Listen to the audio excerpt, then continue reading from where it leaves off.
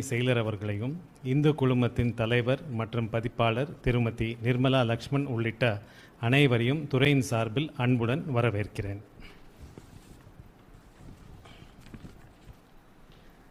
தமிழ்நாடு சுற்றுலாத்துறையும் இந்து குழுமம் இணைந்து தயாரித்துள்ள ஃபோர்ட்ஸ் ஆஃப் தமிழ்நாடு என்ற சுற்றுலா தகவல் வெளியிட மாண்புமிகு சுற்றுலாத்துறை அமைச்சர் அவர்கள் பெற்றுக்கொள்ள அன்புடன் அழைக்கிறேன்.